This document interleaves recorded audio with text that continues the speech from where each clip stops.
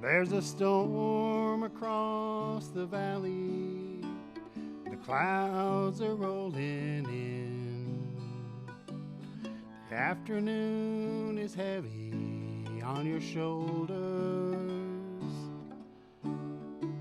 There's a truck out on the 4-lane, a mile or more away.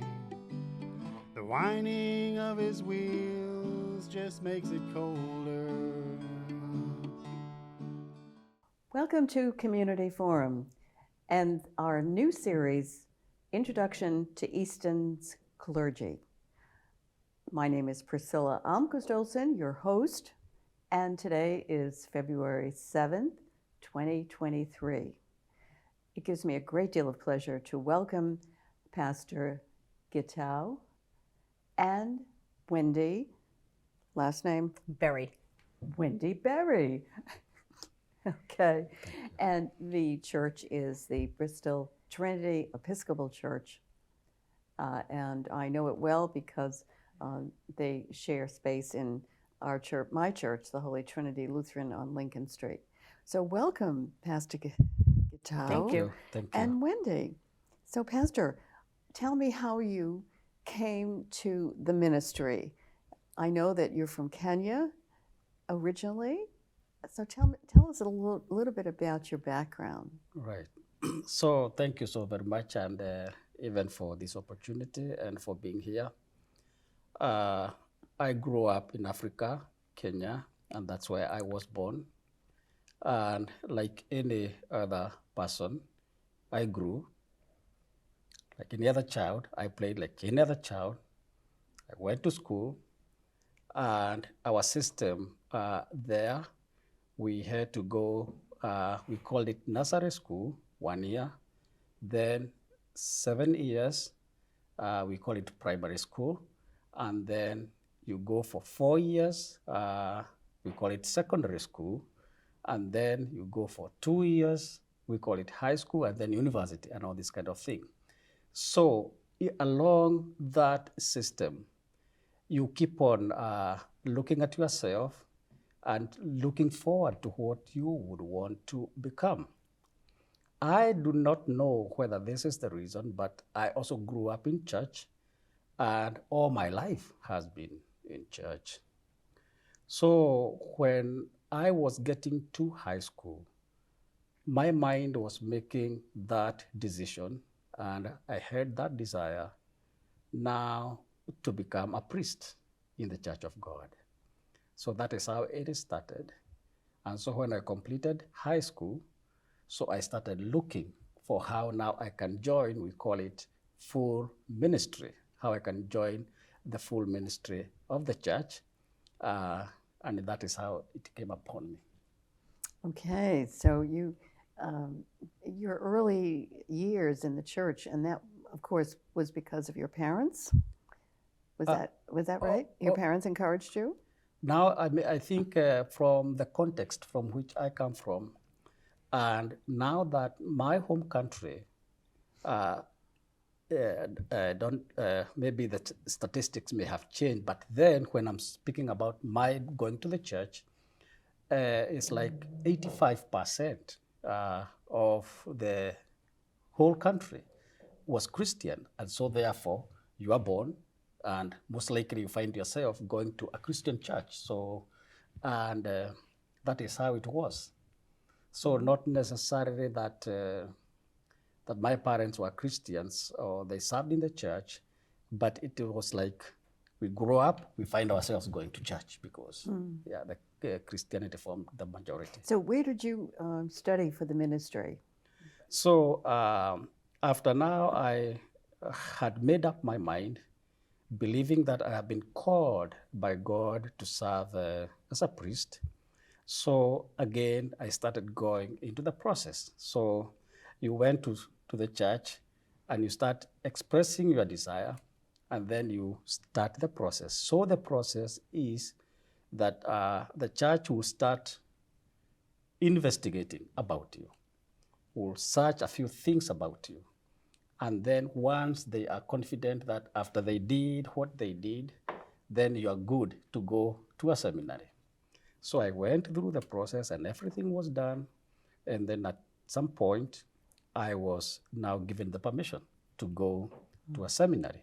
So I did my first theological degree, that is called Bachelor of Divinity, in a seminary called St. Paul's University, found in Limuru, Kenya. So that was 1994, and I graduated in 1997. Wonderful. Yes. So what brought you to America? So again, after I was ordained priest, and then a couple of more years after serving in a Kenyan church, I also got an opportunity to come and pursue my studies. So again, I found myself coming to America on a full scholarship to Trinity Lutheran Seminary in Ohio, Columbus, where I did my second theological degree, and I graduated with a Master of Sacred Theology in Old Testament Scriptures. And after I graduated, I went back home. So I continued serving the Kenyan church. Then it happened that my parents have been living in the United States of America. So I was coming now to celebrate their 50th wedding anniversary. And so I flew back from Kenya all the way here. They have been living in Massachusetts. But when I came and just landing here for 2 weeks, even before the celebration of the anniversary, my dad gets sick. And there's now nobody to take care of him. And then I had to, although it's very difficult, to make a decision to stay on, to be with my parents because they can't go back home. The condition is just so serious. And then I found myself staying. So when I saw I'm going to stay, then I had to figure out how then am I going to survive?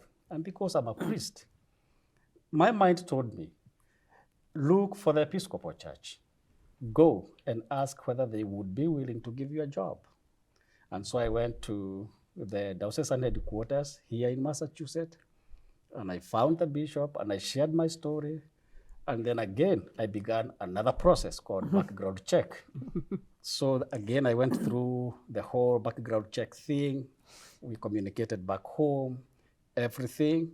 And after I completed the background check, then I was licensed to officiate because that is the protocol. So when I was licensed to officiate, that is the beginning now. Then I now had the mandate to look for a parish that is looking for a priest here and there. And by the grace of God, I landed at Bristol Trinity Episcopal Church. So the Episcopal, the Bristol Trinity County Church is your first church. Yes, and it is very interesting because now I have no other parish to compare with what I'm doing. This is my first Episcopal church in America that I am serving. Now, and how long have you been serving the church? Now we are up to 5 years. 5 years? Yes. Okay. Yes. Now, I know you have family in Kenya? So again, I have family. I have my wife, her name is Susan, and we are blessed with 2 children, a boy and a girl. The boy is George, and the girl is Mercy. So my boy recently completed her college education, his college education, and the little girl is still in school. They are all back home in Kenya. I look forward to them joining me over here in the immigration process, which has not been completed. Hopefully soon it's going to be completed so that they can join me. Yes. There's a lot of paperwork with immigration. Yes. So, but that's great. And I met your wife because she did come on a visa once. Yeah, very lovely. So I didn't know you had children. Now, Wendy, Barry, you are one of the worker bees in the church. And you are Pastor Gitau's right-hand person. Would that be an apt description? One of them. He has more than one right-hand people. Yeah. The leadership team is big. Yeah. So tell us what your duties are. I organize. I love outreach. So along with my sister, we organize outreach projects. I love to do coffee hour or breakfasts or dinners. I just step in where I need to step in. Tell us about some of the outreach projects that you have helped. One of the biggest outreach projects of Bristol Trinity is the Taunton Area Community Table, located on Bay Street in Taunton. We provide meals at no cost Monday through Thursday. It's a noon meal from 11:15 to 12:15. And we've been using a parish center that belonged to St. John's in Taunton. We've been using that for 8 years through the grace of Bristol Trinity we pay no rent. We pay our utilities, but we don't pay any rent. Now, I think one of our members, Allison Kraychek, is there. She's a Monday person. She's the Monday person. She's a Monday person. And Taunton is her hometown. It is. So she feels that's where she belongs. And I've interviewed Alice many times. She's a wonderful artist and a really wonderful person. So you're blessed having her on Mondays. For sure. Yeah. So, Pastor Gitau, what are some of the other offerings that the church gives to people who come? Number one, because the church, when we call it church, is a community of believers coming together. So our church begins by giving everyone who comes to our church a warm welcome. Mm-hmm. And we believe that welcoming those who come, we make them feel part of our worshiping community. Then we have other services that we give. Our Sunday service, every Sunday, is a Eucharistic service. So we have Holy Communion. Other than that, we have other services that we go out to offer as a church. We have a service that we offer at Mansfield in a village called the Willow Crossing. It's a home, we call it home of assisted living. Mm-hmm. And the folks there, for some time, we have been giving services to those people in terms of spirituality. So we have a service that we attend to that home once every month. We also go to people's home when need be, so that we also give them spiritual nourishment and Eucharist at home, among other things. We recently also started another midweek service, just trying to reach out to people, maybe those who cannot be able to come to where we worship. Mm. So we have 2 services that we do once every month, and they are done midweek. And we see we are getting to people along other things that we do. So, and you are a church within a church, right? Yeah. Because you're the Holy Trinity Lutheran Church on Lincoln Street. Yeah. Is your home. It's the chapel, and it's a large chapel. It's a beautiful chapel with stained glass, a wonderful altar, and the altar in that chapel. Many came from a church, a Lutheran church in Worcester, and my father and Donna Anderson and Carl Sandell. Carl Sandell was my dad's best friend. They went with hammer and chisel to Worcester, Mass, and by the grace of God, there's not a chip. And they had no experience about taking a marble altar apart so that they could transport it and then put it back together. And that is the story of your altar. And it's quite a story. I really don't believe it. I can't believe there's no chip. There were no chips, that they were able to do that. It was really quite wonderful. And it's a beautiful white marble altar, isn't it? Yeah. Yeah. Very heavy. Yes. Very I imagine, heavy. well, those 3 men who are no longer with us, they were young then, very young, in 1959, strong. And my dad and Carl worked for the Brockton Edison Company, and so they had arduous jobs, and so they had their muscles to do the work. But it was amazing because they had no history of doing this kind of work, and so God was with them. So tell us, Wendy, what do you see for the future of the church right now? What is your vision? Like most churches, we'd love to grow. We'd love to welcome more families, young families with children. For all of us at Bristol Trinity, there's no better music than to hear the giggles and the laughs of children in the back of the church or in the front of the church during Sunday services. So if you have children, please come and visit. We don't mind their noise. We love their noise. We always have crayons or little toys, soft toys to play with. Feel free to bring their own toys. They can lay on the floor and color. You think they're not listening? Boy, are they listening. But that's what I would love to see, and I think most of our members would love to see more families join us. And I know that your children and our children have the same Sunday school. Yes. Yeah, and so one teacher from your church and one teacher from our church, and yeah, it works out well. And what I love most about your church are the times, especially in the summer, when we have joint services together. And the Episcopal Church and the Lutheran Church have what we call a Concordia. And that document says that theologically we are in total 100% agreement. And so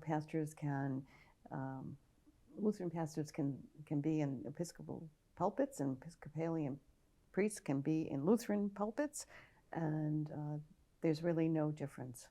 So that to us is a great pleasure, and I love having fellowship together, sharing coffee and sweets and so forth after church. That is so nice, and people are happy, and people have a chance to talk and communicate. What do you like most about the church, Wendy? I like the feeling that it's family, that it's an extension of my family. Like I said, my sister comes to church there. My husband and I bring our granddaughter, our grandchildren quite often. But it's definitely family. You feel like you're just wrapped in love when you walk in the door. And I think Pastor Gitau is part of that reason, part of the reason that you wrap everybody with love and joy, and even the pets. When we have blessing of the animals once a year, you and Pastor Polk do that, and so your gentleness and kindness extend also to the animals. But it's wonderful, isn't it, to be the leader, the shepherd of the flock. And how do you see your future years now? What's your vision besides that? Obviously, you'd like more people to come and attend and so forth. But what would you say to the people who are listening today? Why they should come to your church? Thank you so very much. On one side, like she has said, one of the biggest goals is how we can grow together as a family. And that is very, very practical at Bristol Trinity Episcopal Church. I have come from a completely different context, and here I am.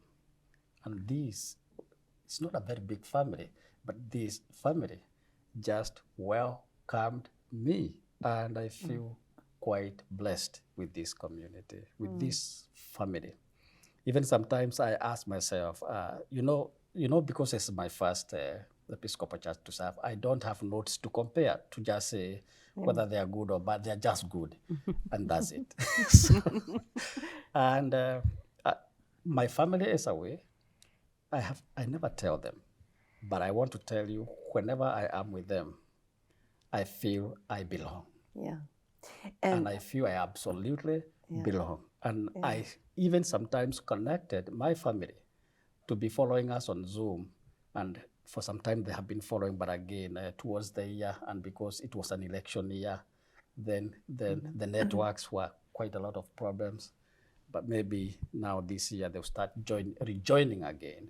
They also love this community, and they know that this community have made me part of them. Yeah. Now that is the greatest thing for all of us, to know that we all belong to one another and we belong to the same God. So if we could continue growing as a family, and after we grow as a family, now we do God's work, extending the kingdom of God here.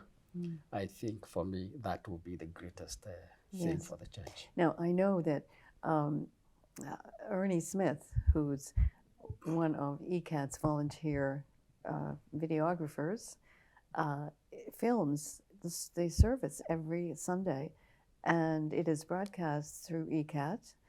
And I'm wondering, and for those of you at home, when is the showing? When did they show the? Do you know? I guess you can always look on the calendar and find out.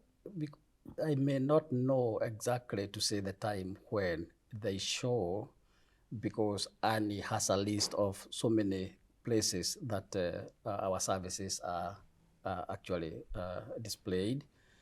So I really cannot be able to tell exact time, because it's different it is. places Okay. within the locality. But So, those of you who are viewing this, but it is, of course, during the weekdays. That Yes. yeah. but you don't have to have cable in order to access the Sunday service. All you have to do is go on eastoncat, that's one word, .org, and find the Bristol Trinity County Episcopal Church, and you can see for yourself. Now, I imagine that you send links of those services to Kenya so that your family can see your service and see your preaching. Does that happen? I have not sent the links Well, to know Kenya, that you can do that. but it is possible to do that. Yes. If actually that need is there. So, Yeah. sometimes they just join us, so we don't have to send. Okay. They join But, us on Zoom. Yeah, but the techie people here. But what they do, they follow us, what we do, because we have sent them every information about us. So if they want to see us, they just go to our links and they can follow us on to your everything that we webpage do. and Facebook. Yes, yes. But if you want to send a link of your Sunday services to your family in Kenya, ECAT can send you a link by email, and then you can email that to your family. Yeah, so I encourage you to do that, because we will. That's a wonderful treat for them. Yeah. And anyway, and it's a wonderful treat for us to have you here and for you to share what your church is all about and what offerings are available. And I know that you have a great deal of outreach. Besides the Taunton Table, what are some of the other projects that you've done? We've worked with My Brother's Keeper. Mm-hmm. We sponsor a young man in Uganda, Kenya. We as an outreach. We sponsor a young man in Kenya. We've done, the food pantry. We've done. I'm trying to think one other year we collected change, and we bought animals for farmers in South America, so they could sustain the food source. Mm-hmm. And I know that you have clothing drives. Yeah, we have clothing drive. We do have clothing and drives. yard sales. And yard also sales, for outreach. Uh-huh. Yeah. So you're, and that's so important, because Christianity demands that you show your faith by doing good works. Yeah. That the good works are a natural response to your faith. Yeah. And so, thank you so and much. And recently, we also started. Our goal as a church is to really try as much as we can to be where people are. And we also, as a church, began something we call pop-up church. And so once a while, we are not worshiping in our church. We go out there to where people are. We started like a pilot, the first one, and then we said, let's go to the second. But as we have kept on doing those services, it is becoming more interesting, and more people are coming to join, and we think it is becoming an important and popular outreach program. Yeah, and that's so important. Yeah. And it's what I'm sure makes people come to your church and return time and time again.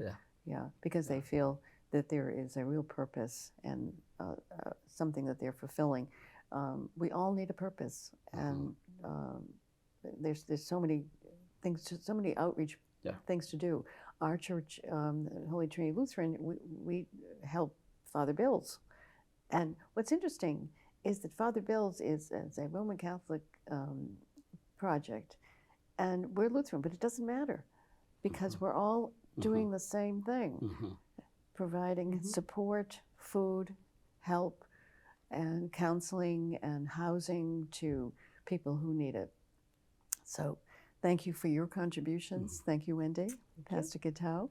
And to those of you at home, remember that church starts at 9:45 on Sundays at 143 Lincoln Street, the Holy Trinity Lutheran Church, and the beautiful chapel that the services are conducted in. So check it out. Check it out and see whether it's something that resonates with you and your spirit. And it's important to develop and nurture your spiritual life. And so today we hope that you have a glimpse of what that spiritual life might look like in the Episcopal Church here in Easton. So I want to thank you both for coming. Thank you for inviting us. And sharing your thoughts and your work and your ministry. Thank you. So one more parting shot. In all that we do, I also come to the office every Tuesday and every Thursday. And the main reason is you may have a need. You may need a word of encouragement. You may need some counseling.